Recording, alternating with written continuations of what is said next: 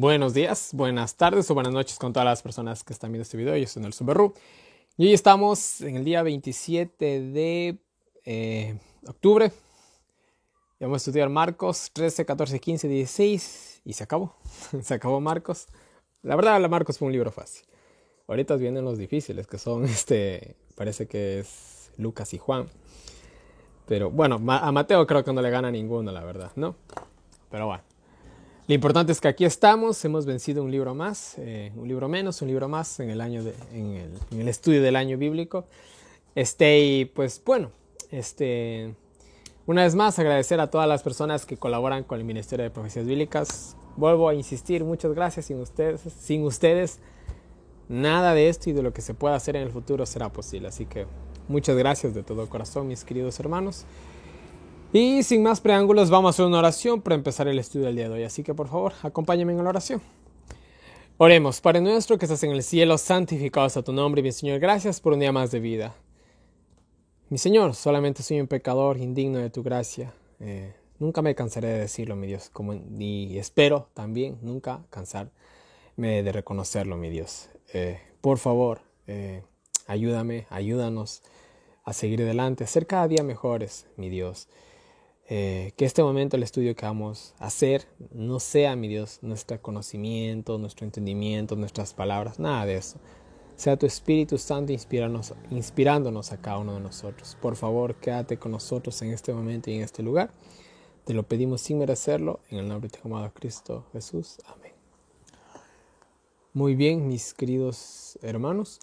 Empezamos con el capítulo 13, ¿no? Y bueno, vuelvo a repetir, no hay mucho que comentar, ya que todo esto ya lo vimos en el libro de Mateo, así que bueno, vamos a estudiar por ahí a rescatar algo, ¿no?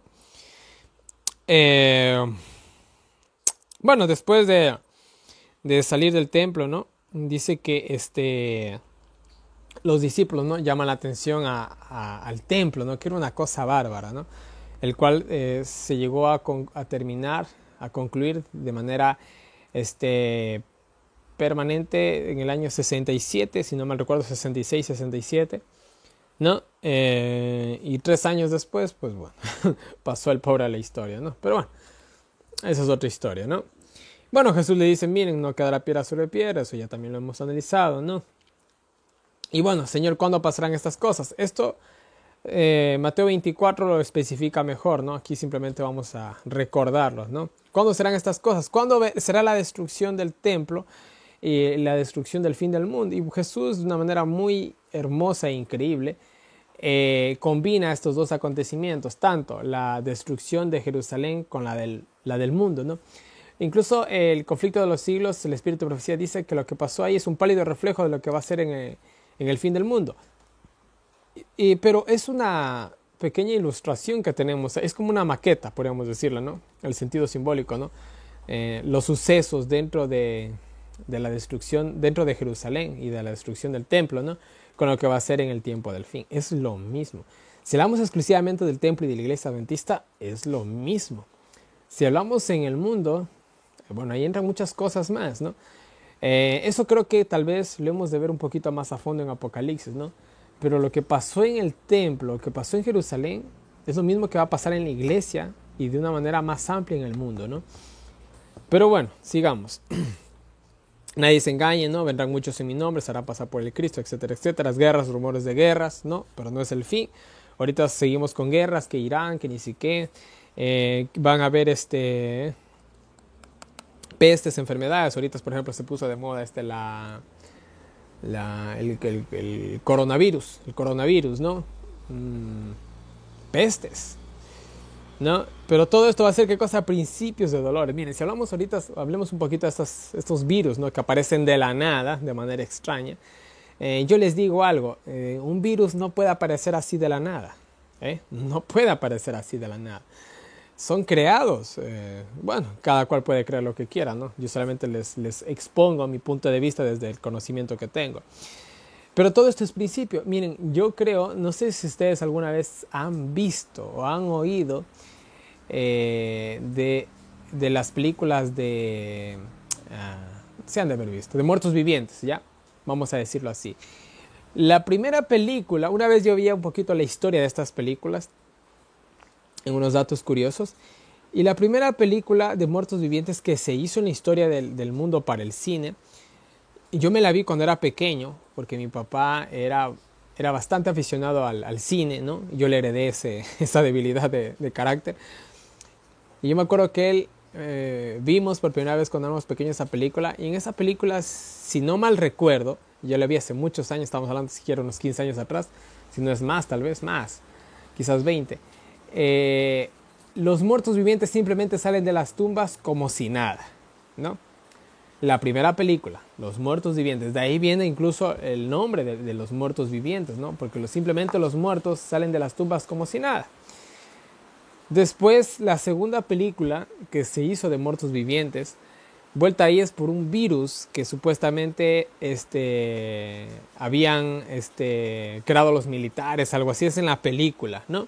Y a partir de esas películas, siempre las películas de muertos vivientes se refieren a un virus o alguna cosita así, ¿no? Creada, ¿no? Y en el mundo actual siempre se habla de un virus, que el virus del no sé qué, el virus del no sé cuánto. No es específicamente, ¿no? Lo que les trato de hacer ver, estos virus que ahorita vemos, sino que yo creo, puedo estar equivocado, yo creo que en algún momento va a haber realmente una pandemia mundial. Obviamente que hay mucho detrás de eso, ¿no? Y algo bien parecido se nos muestra en Apocalipsis capítulo 16, la primera copa de hiedra, úlceras malignas sobre los que tienen la marca de la bestia. Lo más parecido a una pandemia al nivel mundial se nos describe en la Biblia. ¿Cómo serán esas úlceras? ¿Serán que aparecerán de manera mágica sobre el hombre? Puede ser, el poder de Dios no tiene límites. ¿Serán causadas por cierto? Bueno, hay mucho que decir, ¿no? Por ejemplo, hay un verichit que supuestamente quieren implantar en las personas. Bueno, eso será el verichigo, ¿no? Bueno, este verichic dicen que está bañado en un líquido, ¿no? Que lo mantiene, no sé cómo es eso, yo no soy ingeniero en sistemas ni nada por el estilo. Pero dicen que si este frasquito se rompe, dice que produce una especie como de cáncer, de úlceras, ¿no? Coincidencia, ¿no? Justamente con lo que dice acá. De igual manera, la radiación, ¿no? Que puede generar esas cosas, que puede producir en el hombre. Sea como sea, de manera sobrenatural o natural. Eso va a pasar algún momento en el mundo. Pero por el momento vamos a ver pestes y enfermedades, pero esto todo es el principio, guerras, pero es el principio para la mega guerra que se va a venir. Sí, creo que sí me entienden, ¿no? Entonces, en ese sentido, hermanos, preparémonos para ya algún momento también ir al campo, ¿no? En fin, los entregarán y darán testimonio de mí. Eso ya también todo eso lo analizamos, ¿no? Es necesario que el evangelio sea predicado en todo el mundo para que pueda venir el fin. No os preocupéis por lo que vaya a decir, el Espíritu Santo los va a inspirar, los va a guiar, ¿no? Bueno, la familia será contra ella misma, padres contra hijos y hijos contra padres, ¿no? Falta de amor, ¿no? Seréis aborrecidos por mi nombre, por mi causa, por mi religión, incluso dentro de las propias familias, ¿no? Pero el que perseverare o el que se mantenga firme hasta el fin, será salvo, ¿no? Cuando veáis la abominación desoladora, ya vimos que en esa época fue Jerusalén rodeada de ejércitos. Hoy en la actualidad, la ley dominical en Estados Unidos, eso lo debemos de analizar mejor en Apocalipsis, ¿no? Huyan a los montes, no pierdan el tiempo ni regresen por nada. El consejo de Cristo, hay de las que estén en este tiempo encinta o embarazadas o con niños en brazos, ¿no? Bueno, esos consejos ya he dado hasta de más, ¿no? Oren para que su vida no sea en invierno ni en de reposo. Será una tribulación como nunca hubo. Oye, si hablamos de la destrucción de Jerusalén, fue una cosa increíble, uno de esos pocos relatos que asombran en la historia de la humanidad. Y si hablamos del tiempo del fin, pues va a ser algo que ni la imaginación puede llegar a percibir. Miren, justamente el día de ayer que estaba en la capital de mi país, fui a hacer unos trámites para sacar un pasaporte. Si Dios quiere, vamos a ver qué pasa este año, pero bueno. Y justamente a lo que me venía, me cogí un taxi. Y el taxista da la casualidad que era un ex militar retirado, jubilado mejor dicho. Y un tipo, vamos a decir, decimos de manera popular, decimos en mi país, era un perro viejo, ¿no? Era un hombre de mucha experiencia, ¿no? Y nos pusimos justamente a hablar de los acontecimientos que habían sucedido, ¿no? En el mes de octubre, más o menos en mi país, cuando hubo ese paro, algunos de ustedes se enteraron, otros no. Y él me decía, mire, dice, yo, dice, soy un militar retirado, me decía el taxista, ¿no? Yo he estado, dice, en huelgas, he estado, usted no tiene ni idea, dice, dónde he estado. Yo he estado en, bueno, en todas partes, dice, en todo tipo de problemas y relajos. Pero dice, lo que yo vi ese día, dice, nada se le compara, dice, para lo que vi, dice, ese día. Y estamos hablando de un hombre de mucha experiencia y entrenado. Dice, a mí se me iban las lágrimas, dice. Ver dice, a los niños ahogándose, dice, con el gas lacrimógeno y bueno, etcétera. Ahí me relató muchas cosas, ¿no? Nunca, dice, nunca, dice, vi, dice, en más de 20 años trabajando él como militar, dice, vi algo así, ¿no? Y yo le decía, y eso es el principio, le decía yo, porque le digo, se van a venir cosas peores. Y él me decía, eso no tiene ni que decir, me decía, yo sé, dice que se vienen cosas peores. Porque, y bueno, nos pusimos a hablar de muchas cosas ahí, ¿no? Que no les voy a hablar a ustedes ahora, ¿no? Entonces, miren, todas esas son cosas, principios de dolores, ¿no? Si eso fue angustioso, ¿cuán más angustioso será cuando ya sucedan estas cosas? Yo me preocupé, hermanos, y vuelvo a insistir, ¿no? 12 días de paro, uno podía tener todo el dinero del mundo, y eso incluso me lo decía él, ¿no? Uno podía, dice, tener todo el dinero del mundo, dice, y no podías comprar. No podías comprar, y si comprabas era poquito, porque no te querían vender más. O sea, qué terrible. Y verán, uno puede pasar muchas cosas, pero el hambre es desesperante, ¿no? Pero todos son, ¿qué cosa? Principios de dolores. Lo que se va a venir, mis queridos hermanos, no es por asustar a nadie, esa es la verdad. Olvídense que son cristianos. Olvidándonos de Dios y toda la cuestión. Se le viene este mundo, seas cristiano o no, creas o no creas, una crisis, pero como no tenemos ni idea, ¿no? Bueno,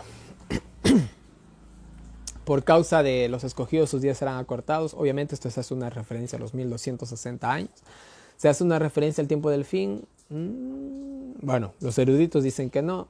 Yo no sé, yo creo que sí, pero yo no soy erudito ni sé mucho de la palabra de Dios, así que queda simplemente la idea en el aire. El momento, si estamos en esa época, lo hemos de saber. Simplemente, ¿no? Si les dicen el Cristo está acá, no crean, porque la venida de Cristo no va a ser secreta. Todo el mundo la va a ver. O sea, no es que va a salir por la televisión y si vos no tienes DirecTV no la vas a poder ver. No. O sea, va a ser algo que se va a ver en cada parte del planeta Tierra. Va a ser cosa nomás de sacar la cabeza por la ventana y verlo. Simplemente así va a ser la venida de Cristo, ¿no? ¿Cómo se explica esto? No lo sé. Es Dios. Es omnisapiente y omnipresente. Yo creo que puede hacer eso y muchas cosas más, ¿no? En fin. Se levantarán falsos cristos, falsos profetas. Si fuera posible, no dice que lo van a hacer, pero si fuera posible engañarían a los escogidos, ¿no? Pero ustedes vean que yo les he dicho todo esto para que sepan qué cosa. Que sepan que yo les estoy diciendo la verdad, para que estén advertidos, ¿no? El sol y la luna se oscurecerán, eso ya lo vimos también en Mateo, ¿no? Los astros se conmoverán, ¿no? Entonces verán mi venida, viniendo en poder y gloria, etcétera, etcétera, ¿no? Enviará a sus ángeles a reunirlos de los 4 puntos cardinales de la tierra, aprender de la higuera, ¿no? La parábola de la higuera, que cuando comienza a brotar hojas, comienza a reverdecer la higuera, es porque el verano está cerca, ¿no? Y bueno, no pasará esta generación hasta que todo esto se haya cumplido. El cielo y la tierra pasará, pero mis palabras no pasarán, ¿no? Pero aquel día, aquel hora nadie sabe, no sabemos el día de la venida de Cristo. Se puede especular hasta con el año. Pero ni aun así, mis queridos hermanos, no hay nada seguro. Yo les puedo, incluso como ya les he dicho varias veces, hacer esto un esquema de los acontecimientos finales y decir, vean, Cristo puede estar viniendo, Cristo puede venir en este año, Cristo viene en este año. Puedo atreverme a decir eso. Pero no hay seguridad porque mi sabiduría es humana y hombres más sabios que mí han errado. Entonces, ¿quién soy yo? Simplemente lo único que tenemos que hacer es vivir, ver las señales, que todo se acerca. No sabemos el momento ni el año exacto, quizás. Simplemente tenemos que seguir, ¿no? Nada más. Estar siempre preparados, simplemente, 24/7, ¿no? En fin. El Hijo del Hombre va a venir como ese hombre que se fue lejos, dejó a sus siervos cada uno su obra, ¿no? Los mandó a que velaran, ¿no? Podía venir a la tarde, a medianoche, cuando él quisiera, ¿no? Y no sea que viniendo de repente os halle durmiendo, ¿no? Así que, y lo que a vosotros digo, a todos digo, velad. ¿La venida de Cristo nos puede sorprender exactamente? No. ¿Estoy contradiciendo a la palabra de Dios? No, tampoco. No es que ahorita escoja y Cristo y venga el día de mañana, no puede hacer eso. Hay señales que van a avisar su venida. Pero va a sorprender a los que no están velando, aclaremos esto. Entonces los que están ahí con los sueños de este mundo, les va a sorprender, ¿no? No se van a dar cuenta de las señales, ¿no? Es como, por ejemplo, miren, Donald Trump hizo algo bien interesante en estos días, ¿no? Que creo que ya les compartí, o no sé, no me acuerdo si les dije esto, pero él fue el primer presidente de los Estados Unidos en dar un discurso por la vida, hablando justamente en el sentido del aborto, ¿no? Y esto del movimiento feminista y bueno, etcétera. Ese es otro tema más largo que no lo vamos a tocar ahorita.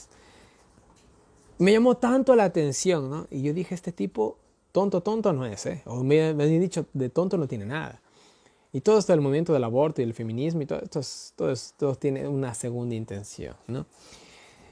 Y es increíble, ¿no? El despertar religioso que está creando Donald Trump. Y ustedes dirán, ¿qué despertar religioso? Mis queridos hermanos, vayan y vean los detalles. Vayan y vean los detalles. Yo lastimosamente por el año bíblico no puedo hablar de muchos temas, pero espérense que se acabe.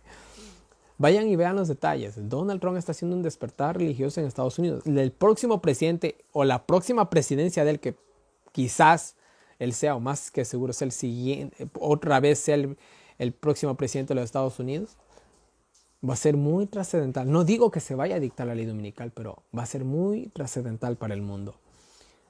Les puedo casi asegurar con las manos al fuego, ¿no? Vean los detalles, mis queridos hermanos. Si nosotros estamos pilas, como decimos, atentos, nada nos va a sorprender.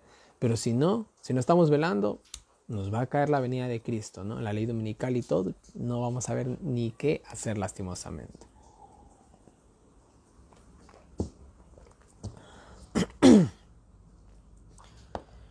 Bueno, dice que en Pascua buscaban cómo prenderle, capítulo 14. ¿No? Bueno, no querían prender en la fiesta, ya vimos eso, porque iba a haber mucha gente, mucho alboroto, ¿no?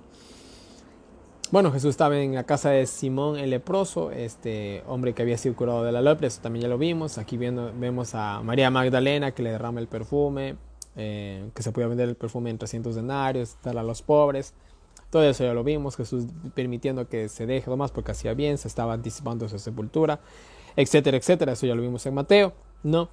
Y esta mujer siempre será recordada como lo estamos recordando ahora. Se cumplió en ese sentido de la profecía de Cristo. Se ha cumplido a lo largo de los siglos la profecía de Cristo, ¿no? Judas va a los principales de la sinagoga y pues bueno, y los sacerdotes, a los principales de los sacerdotes a ofrecer a Cristo. Ya sabemos que recibió 30 monedas de plata, ya lo vimos también en Mateo, ¿no? Y bueno, ellos desde ahí estaban buscando, él tanto como Judas buscaban la oportunidad para entregarlo, ¿no? Bueno, llegando a la Pascua, los discípulos le dijeron, ¿dónde la prepararemos? En los diagramas que les dejé del comentario bíblico adventista, tomo 5. Ahí está el esquema de qué día fue, qué día no fue, por qué, porque si no, etcétera, etcétera. La vean ahí. No vamos a explicar eso porque ahí se explica solo.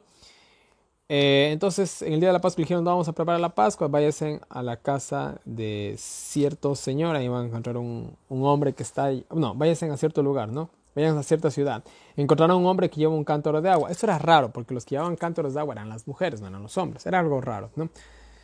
Es como, por ejemplo, mecánicos. Son hombres, no son mujeres mecánicas. Yo no he visto mujeres mecánicas. Es un trabajo que más les gusta a los hombres. No es que no puedan hacerlo las mujeres. Las mujeres pueden hacer el trabajo que quieran. Pero hay gustos, ¿no? Es como, por ejemplo, ¿qué se ve más? ¿Enfermeras o enfermeros? Enfermeras, no es que las mujeres no puedan ser doctoras, les gusta más ser enfermeras. Oye, déjalas ser enfermeras, no hay problema, ¿no? Entonces esto es algo de la cultura casi, ¿no? Entonces, raro, ¿no? Esta señal era un poco rara, pero distintiva también, ¿no? Ven a este hombre que parece ser un siervo del amo de la casa donde quería Jesús celebrar la Pascua, ¿no? Y pues bueno, los discípulos prácticamente le piden un lugar, ¿no? Y él se ofreció, ¿no? ¿Le conocía a este hombre a Jesús? No lo sabemos en realidad, ¿no? Pero bueno, les da un lugar, etcétera, etcétera, ¿no? Hacen la Pascua, en la noche vino con los 12 al lugar, ahí celebró la Pascua. Y bueno, Jesús comienza a hablar, ¿no? Uno de ustedes me va a entregar, todos se ponen tristes, todos comienzan a preguntar, ¿soy yo? ¿No soy yo, Señor, verdad? Etcétera, etcétera, ¿no? El que moja el pan en mi plato, eso también ya lo vimos, una referencia a quebrantar el mandamiento de la hospitalidad, era alguien demasiado sinvergüenza. Es como un decir, ¿no? Un decir, yo abro las puertas de mi casa a alguien, en nuestra cultura entendamos esto. Yo abro las puertas de mi casa a un amigo, ¿no? Y a este amigo pues yo cojo, le doy de comer, le doy hospedaje por un par de días y al final él coge y me va robando, o sea, qué sinvergüencería, ¿no? O sea, más o menos así se evalúa esto, ¿no? Comes conmigo y me traicionas, es más o menos así como si yo hospedara a alguien y esta persona me fuera robando, ¿no? Se entiende así un poquito mejor en nuestra cultura, ¿no? Bueno, hay del que entrega al Hijo del Hombre, ¿no? Porque el Hijo del Hombre iba a ser entregado, pero hay del que lo entrega, dice Jesús, ¿no? Y bueno, el pan, el vino, mi cuerpo, mi sangre, el nuevo pacto, etcétera, etcétera, en el sentido simbólico, ya lo vimos en Mateo, ¿no?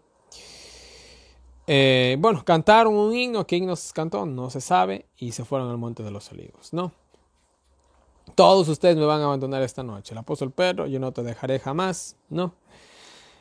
Los discípulos, los demás también lo mismo, tampoco te dejaremos, pero bueno, ¿no? Y bueno, llegaron a la Getsemaní, se sentaron ahí, tomó aparte a Pedro, Jacobo y Juan, los cuales eran, parece ser, espiritualmente los más maduros, ¿no? Y comenzó a angustiarse, se moría de la angustia, podríamos decir nosotros en nuestra manera popular de decirlo, ¿no? Jesús orando, si es posible, Señor, mi Dios, Padre, que pase esta copa de mí, ¿no? Pero que no sea mi voluntad, sino la... ¿Cuántos de nosotros no hemos querido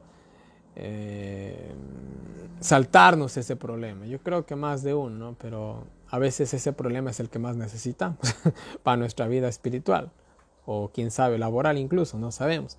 Pero al fin y al cabo simplemente es la voluntad de Dios, ¿no? Él sabrá qué hace con nosotros. Y eso fue lo que hizo Jesús. Yo creo que Jesús no quería irse a la cruz. Jesús no quería irse a la cruz realmente. Pero, que sea la voluntad de Dios, que Él siempre va a saber qué es lo mejor para nosotros, ¿no? Igual, ya saben, a los apóstoles los encuentra dormidos, a los 3 específicamente. Si ellos hubieran estado orando o velando junto con Cristo, a pesar de que estaban cansados, ¿no? Porque era algo inusual que estaba haciendo aquí Cristo. Por lo general, ellos terminaban sus faenas, de ahí cogía a Cristo, y pues cogían y se iban a dormir. Pero aquí es raro, en vez de hacerlos dormir a los pobres, los puso a orar. Ahora era más necesario vamos a decirlo así, el trabajo espiritual que el descanso laboral. Era más necesario, porque la prueba que ahora les venía a ellos no era física, sino espiritual. Entonces era necesario que aunque estén muriéndose del sueño, estén conectados espiritualmente. Pero no lo pudieron hacer, ¿no? No lo pudieron hacer, ¿no? Jesús le dice, velad y orar. ¿Por qué? Porque el espíritu quiere, pero la carne es débil, al fin y al cabo, ¿no? Y bueno, así pasó por tercera vez. A la tercera vez, pues ya los levantó. Viene el que me va a entregar, viene Judas con un gentío, como ya vimos también en Mateo. Lo besa para señalar que era él, pues una forma de saludo en Oriente, eso también ya lo analizamos, lo aprendieron. Bueno, aquí también se describe cuando Pedro le corta la oreja a Malco, el siervo del sumo sacerdote. Y bueno, Jesús les reprende un poco a la multitud para hacerles como quien quisiera reflexionar. Todos los días les enseña, pero ustedes ahorita vienen como si yo fuera un ladrón, ¿no? O sea, haciendo notar también su cobardía en ese sentido, ¿no? En fin. Y aquí, versículos 51 y 52, viene un enigma. Vamos a tocar ese, que creo que es el que han estado esperando si es que están viendo este video. Versículos 51 y 52 les voy a leer, desde el 50 les voy a leer textualmente. Entonces todos dejándolo huyeron, los apóstoles, los 11, corran mis valientes, ¿no? Corran por sus vidas, ¿no? Cierto joven le seguía. Primero que nada, solamente en Marcos se menciona este extraño suceso, vamos a decirlo así. Cierto joven le seguía cubierta su desnudez con una sábana. y los jóvenes le prendieron, o sea, la gente que estaba ahí, ¿no? Mas él, dejando la sábana, huyó de ellos desnudo.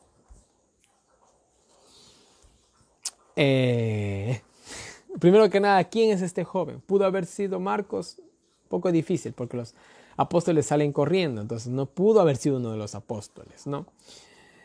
¿Quién era? Dice que este joven le seguía. Quizás era uno de los muchos simpatizantes que tenía Jesús y que siempre le andaban siguiendo. Podía ser, tranquilamente. Pero estaba lo suficientemente cerca como para tratar de capturarlo. ¿Quién era? Es un enigma, no se sabe exactamente quién es, ¿no? O sea, como se va, dice que este joven estaba cubierto con una sábana a su desnudez. No, quizás no estaba literalmente desnudo, o sea, como Dios lo trajo al mundo. Quizás no estaba así. Quizás tenía hasta ropa interior. Esto lo podemos ver a lo largo del año bíblico. Por ejemplo, dice, cuando hablamos de Saúl, dice Saúl se desnudó y comenzó a profetizar. No es que Saúl se quedó sin nada, sino que habla de que Saúl se quitó sus vestimentas en reales. Eso se refiere. Eso ya lo analizamos. Entonces puede ser que simplemente se quedó en ropa interior, posiblemente. No creo que haya estado del todo desnudo. Pero sea quien sea, el momento en que le prenden, cogen simplemente su manto, su vestido, que ni vestido era una sábana, y patitas para qué tengo, ¿no? Sale desnudo. ¿Quién es esta persona? Imposible de identificarla, pero ¿por qué se escribió esto tan extraño? De hecho, ustedes leen los evangelios y una de las cosas, o creo que el suceso más raro que pueden encontrar en los 4 evangelios es justamente esta historia, ¿no? Que ni siquiera tiene explicación y para muchos no tiene ni siquiera sentido, pero para otros sí. Ahora escúchenme, en toda la Biblia, cuando a quién o a quiénes, o haciendo una cuestión más fácil, ¿a qué iglesia se la describe desnuda? Ya, a la Odisea. Este joven puede representar tranquilamente en el sentido espiritual, dándole una explicación, buscándole un sentido espiritual a lo que aquí se escribió, ¿no? Porque si en la Biblia se escribe algo, es por algo mismamente. Este joven es una clara representación, ¿no?, de la Odisea, y más específicamente de esas personas que siguen a Cristo con sus propios mantos, ¿no? Y en el momento de la prueba simplemente van a quedar desnudos. Ahora tú dime, quedarte desnudo a medianoche, ¿qué tan beneficioso es eso? Entonces, para mí, vuelvo y repito, es una clara referencia a la Odisea. Muchos dirán, bueno, esto es una referencia a la iglesia adventista. Bueno, no sé, yo no sé qué va a pasar con la organización en el tiempo del fin, yo no veo el futuro. ¿Se mantendrá? ¿Se disolverá? ¿Se unirá al papado? No lo sabemos, yo no veo el futuro, no sé, yo no les puedo afirmar nada, ¿no? Pero sea como sea, para mí esto es una clara referencia a la Odisea, a esas personas que seguimos de lejos y aparentamos, ¿no?, ser parte incluso de los discípulos, que al rato de la hora vamos a salir corriendo desnudos en el sentido espiritual. Entonces, eso es la única explicación lógica que le veo a este relato. Cada cual puede sacar sus propias conclusiones. Si les convenció o no les convenció lo que yo les dije, pues bueno, es lo que yo percibí y ya es cosa de cada cual, ¿no? Bueno, dejando este extraño suceso, lo trajeron a los sacerdotes, a los líderes, los ancianos, los escribas, etcétera, etcétera. No, y bueno, el apóstol Pedro, que le seguía desde lejitos, ¿no?, llegó hasta el patio del sumo sacerdote, se puso ahí con las demás personas que estaban al fuego para calentarse. Mientras tanto, a Jesús buscaban pretexto para prenderlo, pero no tenían nada con qué acusarlo al hombre. El hombre era intachable, no había quebrantado nada que era digno de muerte, ¿no? Muchos daban falsos testimonios que no tenían ni sentido. Uno por ahí dio un testimonio diciendo, es que este dijo que iba a derribar el templo y después de 3 días lo iba a reconstruir. Ni siquiera esa acusación tenía mucho sentido, porque nadie puede derribar un templo en 3 días. O sea, yo creo que ni con 10,000 personas creo que se puede hacer eso. En fin. Dice que esa acusación, ni siquiera esa acusación concordaba. O sea, no tenía mucho sentido esa acusación, mejor dicho, ¿no? El sumo sacerdote le hace la pregunta que más adelante también le hace Poncio Pilato. No te defiendes, no vas a decir nada, porque ellos también trataban de que Jesús se atrape con sus propias palabras, ¿no? lo cual ya analizamos en Mateo. Es imposible acusar a alguien por sus propias palabras. Si yo ahorita escojo, voy ante un policía, voy aquí a la jefatura de policía de mi cantón, yo llego con el policía que esté de turno o los que estén ahí, les digo, señores, por favor, arrésteme, acabo de matar a una persona. Como medidas preventivas, ellos van a coger y van a encarcelarme momentáneamente, al menos. Ya, en que ni tal vez eso, tal vez simplemente me tengan ahí y no me lleven a la celda, sino ahí, en la recepción, ¿no? Van a investigar y van a ver que simplemente yo estoy diciendo una locura, que yo no he matado por ni un mosquito. ¿Qué van a hacer ellos? Bueno, señor, váyase. No hemos comprobado que usted realmente ha hecho eso, ¿no? Tiene que haber toda una investigación. Pero ¿qué tal si yo insisto en que maté a alguien? No importa si yo hago un pacto jurado, firmado, sellado con sangre incluso. Si no hay pruebas, no me pueden acusar. No importa si yo diga. Porque en lo que yo estoy diciendo puede haber la opción de que yo esté loco, ¿no? Y que lo que estoy diciendo no tiene sentido. Entonces, por leyes humanas, no se puede acusar a alguien por su propio testimonio, porque a menos que se compruebe lo que esta persona está diciendo. Si se comprueba el hecho, las cosas son muy diferentes, ¿no? Entonces, mire, Jesús, ya vimos, ¿no? Como vimos en Mateo también, el sumo sacerdote lo obliga prácticamente, o lo conjura, o bajo juramento le insta a que diga la verdad si realmente era el Hijo de Dios. Él coge y dice, ni siquiera la afirma, le dice, yo soy, y veréis. Él no dijo, yo soy el Hijo del Hombre o el Hijo de Dios, no. Dice, yo soy.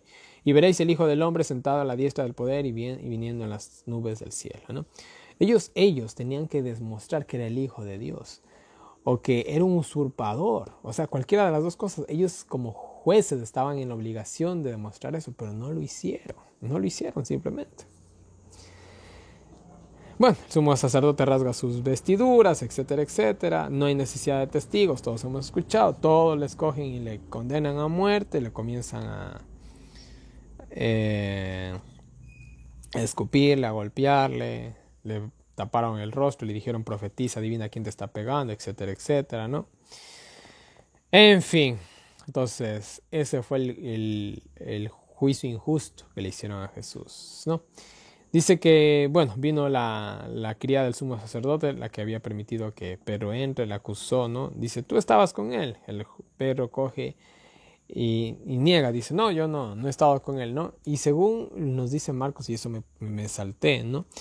Dice que Jesús había profetizado que el gallo cantaría 2 veces antes de que el Pedro le negara, ¿no? Y bueno, aquí dice que por primera vez cantó el gallo. Fue como la primera advertencia que quizás el apóstol Pedro ni siquiera notó, no lo sabemos, ¿no? Otra vez dice que le ve la misma criada, le vuelve a acusar, él vuelve a negar, ¿no? Otra vez lo reconocieron la gente que estaba ahí, ¿no? Le dijeron, sí, tú estabas con ellos. Es más, tu acento de Galileo, si ya hablamos del acento, ¿no? Te delata. Es semejante al de él, que también es Galileo, ¿no? Entonces, él comenzó, ¿no? A maldecir o a decir malas palabras, quizás, mejor dicho, y a jurar negando que era él, ¿no? Y cuando hizo esto, dice que el gallo cantó por segunda vez y se acordó, ¿no? Y bueno, ya sabemos el resto de la historia, ¿no? Un detalle que nos dice aquí que era 2 veces simplemente Marcos y nada más. Y vamos al capítulo 15, ya el penúltimo capítulo para terminar. Bueno, por la mañana lo llevaron a Pilato muy de mañana para que la gente no hiciera tanto alboroto, etcétera, etcétera. Los que venían de otras partes a Jerusalén, ¿no? Eso también ya lo vimos, ¿no? Y Pilato le preguntó, ¿tú eres el rey de los judíos? Y Jesús le dice, tú lo dices, ¿no? Y bueno, ya vamos a alentar un poquito más la plática que tuvieron ellos en otro evangelio, ¿no? En fin, entonces dice que le acusaban los líderes y él no decía nada, ¿no? Pilato le vuelve a preguntar, ¿no te defiendes de todo lo que te dicen? No dijo absolutamente nada, ¿no? Él se sorprendió, ¿no? Se dijo, wow, qué calidad de hombre tenemos aquí, ¿no? Y bueno, Poncio Pilato, que era un hombre encumbrado, que había visto todo tipo de canallas, vamos a decirlo así, ¿no?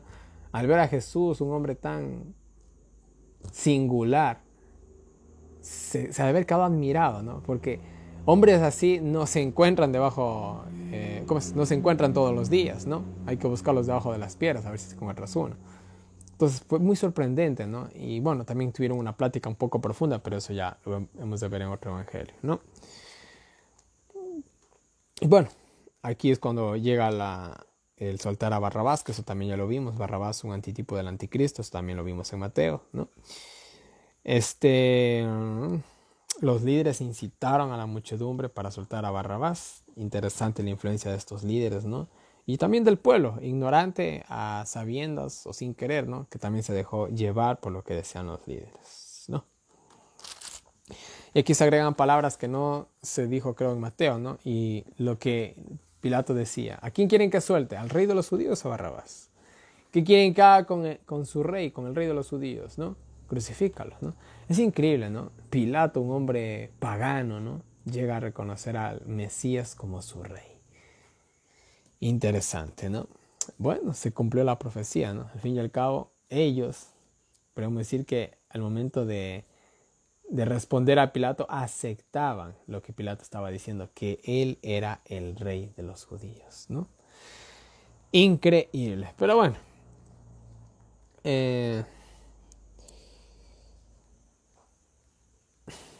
Pilato les dice: pero qué mal ha hecho, crucifícalo, simplemente crucifícalo porque queremos, ¿no? Y bueno, para que no se descontrole la situación y no haya un alboroto ni nada por el estilo, dice que Pilato simplemente accedió a la petición de ellos. Ya sabemos, se lavó las manos, etcétera, etcétera, ¿no? En fin, lo llevaron, dice, ¿dónde perdí? Ya, al patio interior del palacio, ¿no? Le llevaron toda una ropa, le pusieron, bueno, aquí le escarnecieron, le hicieron burla al Señor, ¿no? Le pusieron un manto púrpura, una corona de espinas, le saludaba, ¿no? Le hacían la reverencia, ¿no? Como si fuera rey, ¿no? Le golpeaban, le escupían, la adoraban, ¿no? Después de burlarse un buen rato de él, dice que le pusieron, dice, otra vez su ropa y bueno, ya saben, ¿no?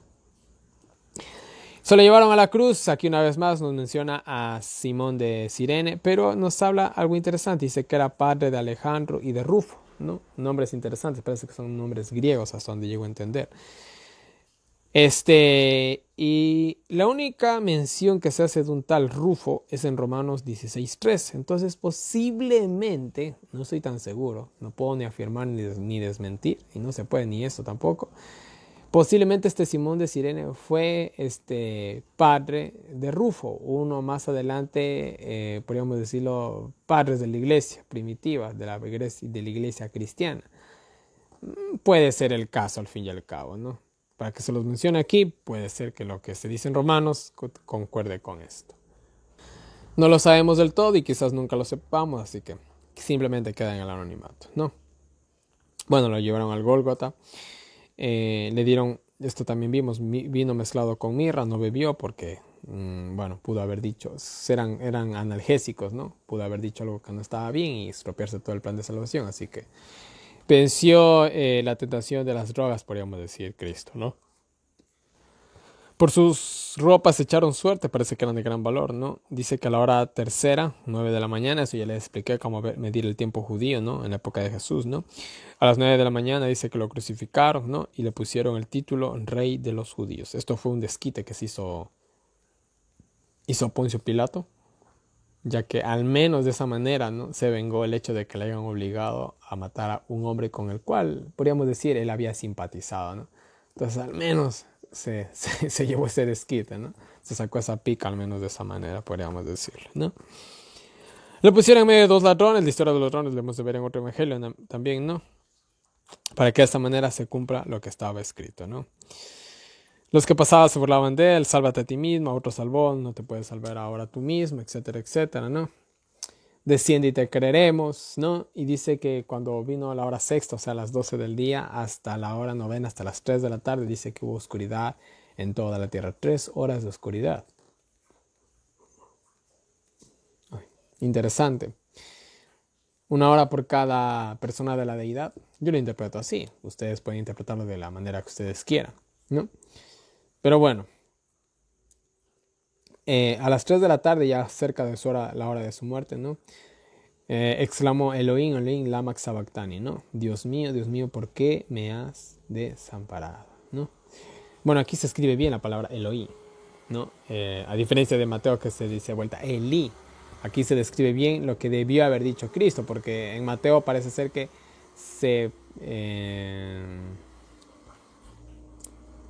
se anotan, ¿no?, las palabras que él dijo en su debilidad, que de buenas a peor pudo decir Elohim o Elí, ¿no? Entonces, bueno, ahí se interpretó mal la declaración de él, pensando que llamaba a Elías, ¿no? Pero bueno, no era nada de eso, ¿no? Porque supuestamente, como ya lo vimos en Mateo, Elías era el patrón de los mártires. Entonces ellos pensaban que iba a venir Elías y le iba a bajar de la cruz. Pero no pasó nada de esto, ¿no? Y bueno, Jesús entregó el Espíritu, eso ya también lo expliqué, ¿no? El velo del templo se rasgó de arriba abajo, también explicamos eso. Y bueno, el centurión afirmó, ¿no?, realmente este era hijo de Dios, ¿no?, por todas las cosas que vieron ahí, el terremoto, la oscuridad, etcétera, etcétera, ¿no? Y bueno, María Magdalena, María la madre de Jacobo, dice que estaban ahí. Y bueno, eran mujeres, dice, que le servían y le seguían, ¿no? Y bueno, ya atardecía, entonces dice que ahí entra, y esto también ya lo vimos, ¿no?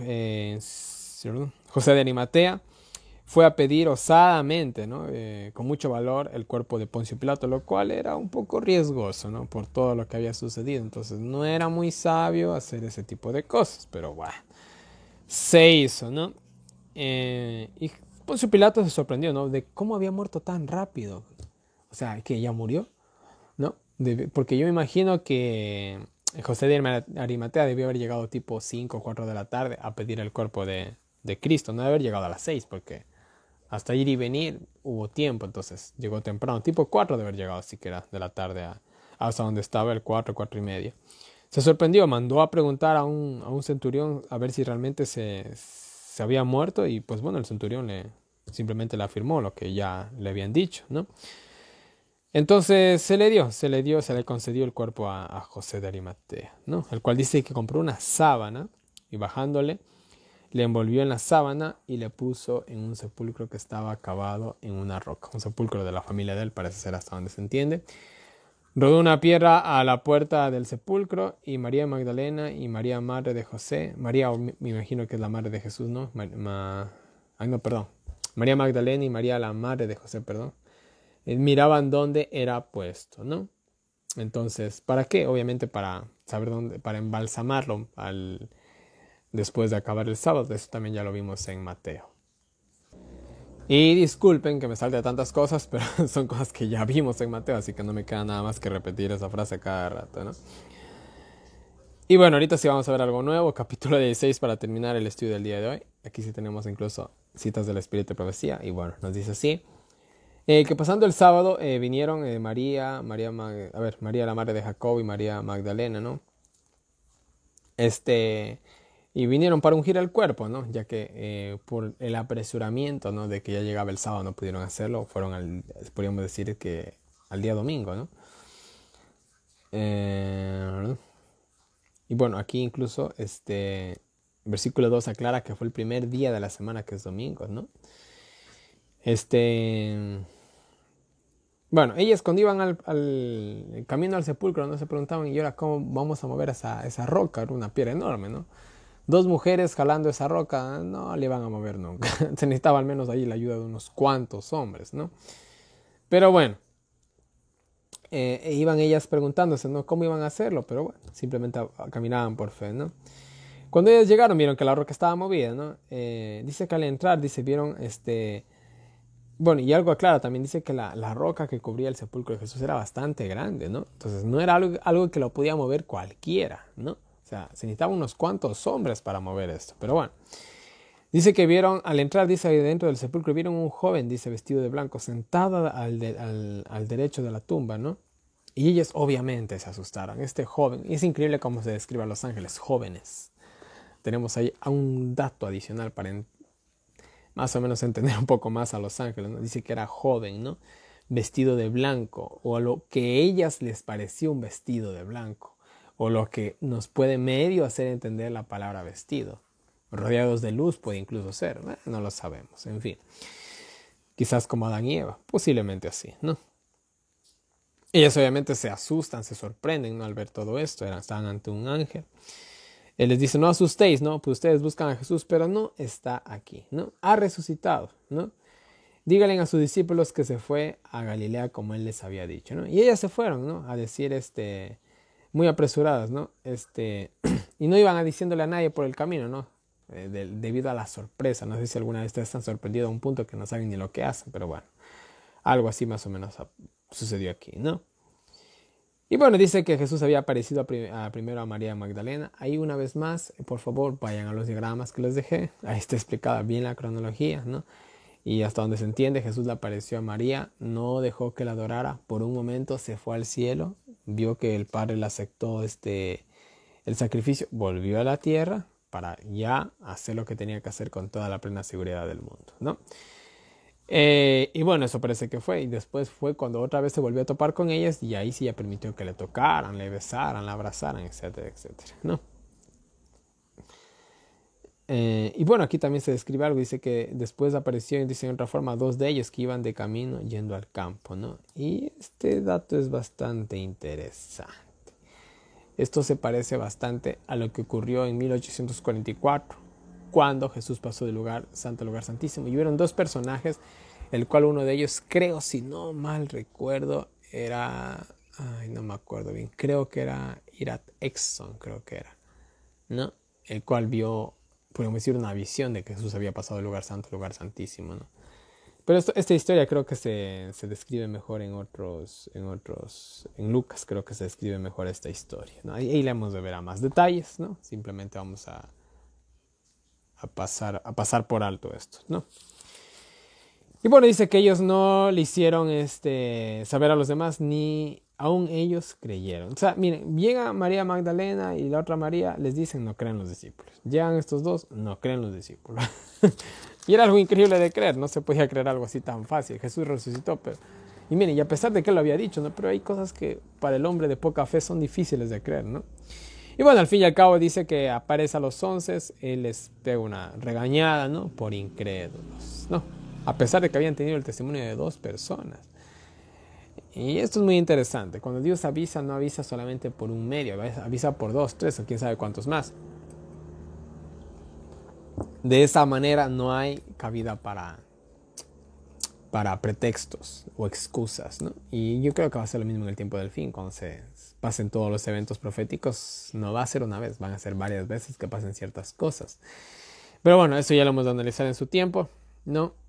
Y bueno, las palabras finales de Jesús, id a predicar a todo el mundo, id a predicar, mire. Y después, como ya lo analizamos en Mateo 28, ¿no? Bautícenlo, ¿no? Y el que no creyere, y el que no creyere primero y fuere bautizado, ¿qué cosa? Se perderá, ¿no? Pero el que cree y es bautizado será salvo, ¿no? Entonces, no se olviden, primero es creer. Entonces, pero eso ya lo analizamos en Mateo 28. Así que no vamos aquí a volver a enfatizar esto de una manera tan amplia, ¿no? Y bueno, aquí vamos a aclarar algo, ¿no? Los que creen en mí echarán demonios, hablarán lenguas, tomarán serpientes, tomarán serpientes con la mano, beberán veneno, harán curaciones, sanarán, harán milagros, ¿no? Entonces, miren, vamos a aclarar esto, primero que nada. Significa que yo, como hijo de Dios, voy a coger a la mamba negra, creo que es la serpiente más venenosa del mundo, la voy a coger en mi mano y me la voy a poner como si fuera un collar. Significa que yo como cristiano tengo que hacer esto. Es que la Biblia dice que vamos a tomar serpientes y nada nos va a pasar. Verán, mis queridos hermanos, esto no se refiere exactamente a esto. Esto se refiere a más o menos lo que le pasó a Pablo. Más adelante vamos a ver esa historia cuando naufragó, ¿no? Y el tipo estaba ahí con sus demás compañeros. Da la casualidad que el tipo, bueno, ya vamos a analizar bien esa historia. Dice que estaba ahí y le muerde una serpiente mega súper venenosa, ¿no? y no le pasa nada. No le pasó absolutamente nada, cosa que incluso los nativos de esa región pensaron que era un dios. Yo hubiera pensado lo mismo si hubiera sido un nativo, ¿no? Que un tipo le muerde una de las culebras más venenosas del mundo, ¿no? Y no le pasa nada, oye, sorprendente, ¿no? Entonces, miren, podríamos decirlo que aquí el versículo bíblico habla si por accidente tú llegas a tomar una serpiente con tu mano, no te va a pasar nada. Si por accidente te llegas a tomar veneno, no te va a pasar nada. Eso está tratando de decir. No significa que yo voy a coger ahorita si voy a tomarme un litro de veneno y no me va a pasar nada. No significa eso, por favor. No pongamos a Dios en tentación. Eso lo podemos ver claramente en el contexto con Jesús en la tentación en el desierto. Bótate y dice que sus ángeles se enviará. ¿Qué hizo Jesús? Se botó. No pongas a Dios en tentación. No pondrás al Señor Jehová tu Dios en tentación. No podemos hacer eso. Entonces, ¿qué significa? Que yo sé que ese río está inundado de cocodrilos, me voy a poner a nadar. No, es que yo soy un hijo de Dios. No hay necesidad de nadar en ese río. Oye, anda, báñate acá. Diferente fuera que alguien se estuviera muriendo. Bueno, ya. O que no hubiera otra opción, que debido a muerte tienes que cruzar por ahí. Bueno, ahí sí Dios te encomiendo en mi vida. No tengo otra escapatoria. Si me quedo, muero. Y si no lo intento, igual, ¿no? Diferente, ¿no? Entonces, a eso se refiere. No hay que andar cogiendo serpientes como hacen otras religiones que sí lo hacen. Bueno, ya saben lo que ha pasado algunas veces, ¿no? Pero bueno. Entonces eso, ¿no? Hablarán en lenguas. Eso lo vamos a ampliar mejor en Hechos. Vamos a dejarlo simplemente ahí, ¿no? Pero es la primera vez que se menciona el don de lenguas. Pero ya vuelvo y repito. En Hechos vamos a explicar bien el contexto bíblico, ¿no? Sanarán. Pues bueno, es algo que ya habían venido haciendo, ¿no? Echarán demonios, algo que también ya habían practicado, bueno, eso también ya lo vimos, ¿no? Etcétera, etcétera, ¿no? Después de esto dice, fue llevado al cielo y se sentó a la diestra de Dios. Eso lo hemos de ver en Apocalipsis y en Hechos también un poquito de esto. Y salieron, dice, predicaban, ¿no? Y así Jesús, ¿no? O el Señor, confirmó la palabra con señales que les seguían. Amén. Eso lo vamos a ver en la historia de Hechos de los Apóstoles, donde se van a ver todas estas cosas en primera persona, ¿no? Y listo. Este ha sido el libro de Marcos. Vamos a las citas del Espíritu de Profecía para terminar, ¿ya? Y bueno, las citas son del capítulo 16 y la primera cita nos dice, la resurrección no convirtió en sagrado el primer día. Ah, interesante. Vamos a hablar del domingo y del sábado. Cristo reposó en la tumba el día sábado, y cuando los seres santos, tanto de la tierra como del cielo, estaban en actividad, en la mañana del primer día de la semana salió de la tumba para renovar la obra de enseñar a sus discípulos. En otras palabras, Cristo con su muerte honró el sábado, ¿no? Pero este hecho no convierte en sagrado el primer día de la semana, ni lo hace un día de reposo. Jesús estableció antes de su muerte un recordativo del quebrantamiento de su cuerpo y del derramamiento de su sangre por los pecados del mundo en el rito de la Cena del Señor. Fue lo único que conmemoró, fue lo único que dejó establecido. No dejó establecido el domingo, dejó establecida la Santa Cena. Lo único que deja nuevo, podríamos decirlo así, ¿no? Cuando dijo así, pues todas las veces que comieres este pan y bebieres de esta copa, la muerte del Señor anunciáis hasta que Él venga, ¿no? El creyente arrepentido que sigue los pasos que exige la conversión conmemora en su bautismo a la muerte, la sepultura y la resurrección de Cristo. Desciende bajo el agua a la semejanza de la muerte y entierro de Cristo. Y sale del agua a semejanza de su resurrección, no para vivir otra vez la antigua vida de pecado, sino para vivir una vida nueva en Cristo Jesús. Entonces miren, ¿cómo conmemoramos la muerte de Cristo? ¿Guardando el domingo? No, bautizándonos, ¿no? Aquí está claro, ¿no? En un sentido simbólico, ¿no? Para el buen entendido, pocas palabras, pero el que quiera hacer su voluntad, pues bueno, que la haga. Simplemente, al fin y al cabo, algún día rendiremos cuentas a Dios, para bien o para mal, ¿no? Siguiente cita, la deidad no murió. Vamos a analizar esto, dice. La naturaleza humana del Hijo de María, miren cómo lo dice así, ¿no? La naturaleza humana del Hijo de María fue cambiada en la naturaleza divina del Hijo de Dios. Hace una pregunta. No, las dos naturalezas se mezclaron misteriosamente, no entendemos esto. En una sola persona, el hombre Cristo Jesús, En él moraba toda la plenitud de la deidad corporalmente. Cuando Cristo fue crucificado, su naturaleza humana fue la que murió. La deidad no disminuyó y murió. Esto habría sido imposible. Cristo, el Inmaculado, salvará a cada hijo e hija de Adán que acepte la salvación que se le ofrece, que consienta en convertirse en hijo e hija de Dios. El Salvador ha comprado a la raza caída con su propia sangre. Este es un gran misterio, un misterio que no será comprendido plena y completamente en toda su grandeza hasta que los redimidos sean trasladados, ¿no? Bueno, ahí lo vamos a entender mejor. Cuando tengamos naturaleza divina vamos a decir, ahora entiendo, ya sé cómo se siente esto, ¿no? Si es que nos hablamos también, ¿no? Entonces se comprenderá el poder, la grandeza y la eficacia de la dádiva de Dios para el hombre, pero el enemigo ha decidido que esta dádiva sea oscurecida hasta el punto que quede reducida a nada, ¿no? Entonces, miren, no entendemos ni entenderemos esta cuestión. Yo podría decirlo así, lo divino no muere. Y esto se aplica aún con nosotros. ¿Qué significa? ¿Que no nos vamos a morir o no nos vamos a pudrir? No. Nosotros somos diferentes, totalmente diferentes en ese sentido a Cristo, pues Él era Dios. Se nos escapa de la mente, lo sé. Pero miren, si nosotros morimos en Cristo Jesús, morimos con algo de divinidad. En ese sentido, en el sentido espiritual simbólico estoy hablando, no estoy diciendo que somos dioses, porque al fin y al cabo nos podrimos. Jesús no se corrompió, no se pudrió nada, nada por el estilo, ¿no? Porque eran dos personas. O sea, podríamos decirlo así, murió una y quedó la otra. Podríamos decirlo así, solo que mezcladas. No puedo explicar esto, no es un misterio. Vuelta a nosotros somos una persona. Y en el sentido espiritual, o ya mejor dicho literal, Dios conserva nuestro espíritu. Podríamos decir que esa es la parte divina, o sea, nuestra personalidad divina.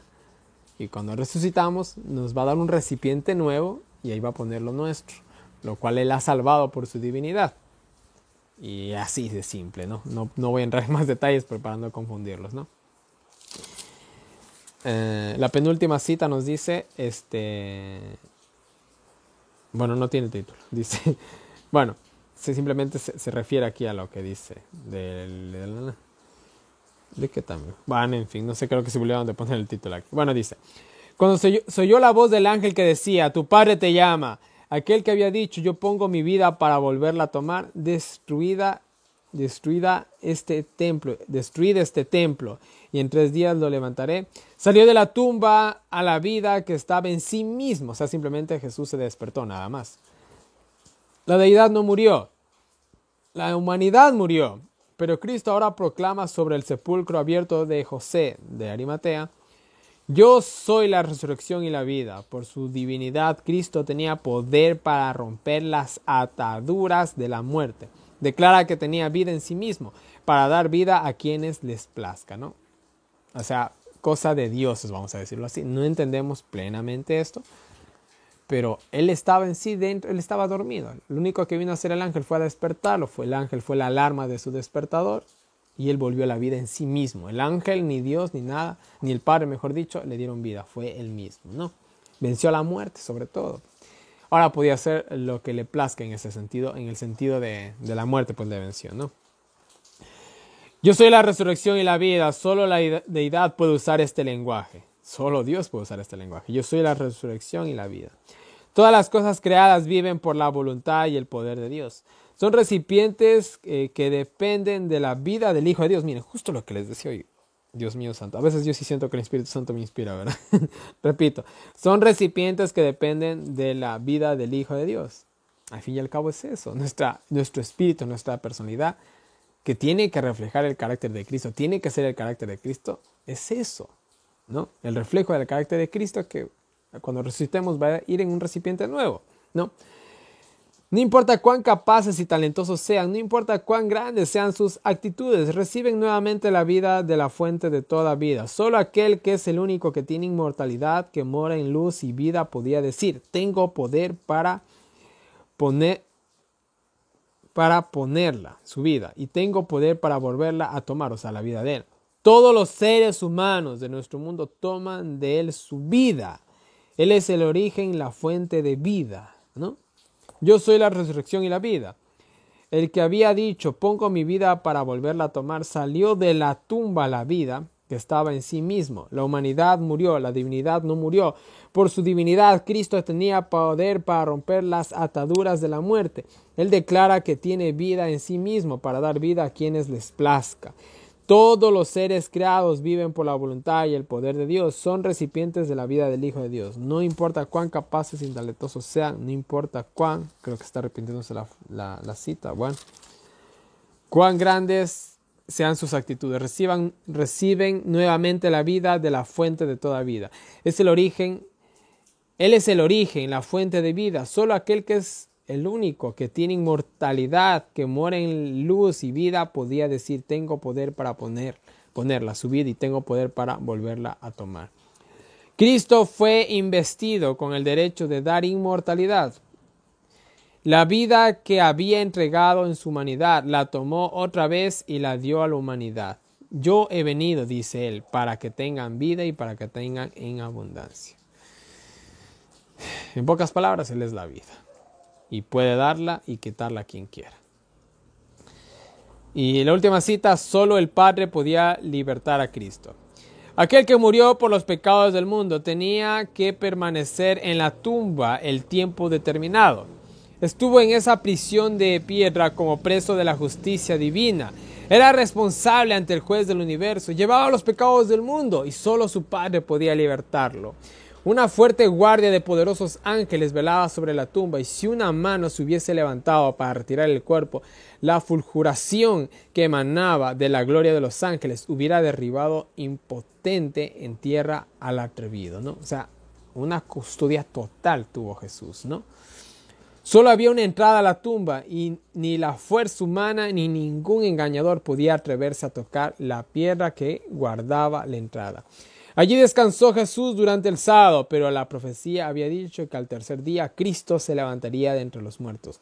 Cristo mismo había asegurado esto a sus discípulos. Destruid este templo, dijo, y en 3 días lo levantaré. Cristo no cometió pecado ni selló engaño en su boca. Su cuerpo saldría de la tumba sin mancha de corrupción, ¿no? Y la paga del pecado es muerte, pero Él no cometió pecado, no podía estar muerto, ¿no? Vuelvo a repetir, es como el caso que yo puse el ejemplo, ¿no? Yo me acuso de un crimen, me toman por un momento, ¿no? Preso, entre comillas. Se demuestra que no he sido culpable, sal libre. Con Cristo fue algo así. Tomó la culpa, se declaró pecador por nosotros, pero se demostró ¿qué cosa? Que Él no había cometido pecado, y en ese sentido sal libre, y no solamente sal libre, acabas de pagar la culpa de todo el mundo, ¿no? Y listo. Este ha sido el estudio del día de hoy y hemos vencido el libro de Marcos. Amén por eso, mis queridos hermanos. Y sigue Lucas, va a estar muy interesante Lucas, no se pierdan Lucas. Voy a hacer todo lo posible para hacer rápido estos videos, ya que estoy un poco más en sintonía con todo lo que voy haciendo, pero bueno, tenemos capítulos bien largos. Bueno, no importa, cada día lleva su propio afán, ¿no? Y bueno, mis queridos hermanos, no les canso más. Una vez más en pantalla tienen toda mi información de contacto. Ahí tienen mi WhatsApp para todas las personas que quieran recibir los enlaces del año bíblico, los audios del año bíblico, preguntas, sugerencias, correcciones, cualquier cosita háganme llegar por ahí. Ahí tienen las diferentes maneras en las que me pueden colaborar. Por el momento PayPal está deshabilitado, así que si pueden colaborarme en otro medio, ahí tienen las diferentes maneras en las que lo pueden hacer. No se olviden de ir a diagramas, descargues en los cuadros, mis queridos hermanos, están muy buenos. Son del comentario bíblico adventista. Y bueno, están increíbles, ¿no? Yo sé que más de uno me ha agradecido, no tienen nada que agradecer, aquí estamos para servir, ¿no? Y bueno, mis queridos hermanos, no les canso más, que Dios nos bendiga con nosotros, nos ayude a seguir adelante y nos vemos el día de mañana con un nuevo video.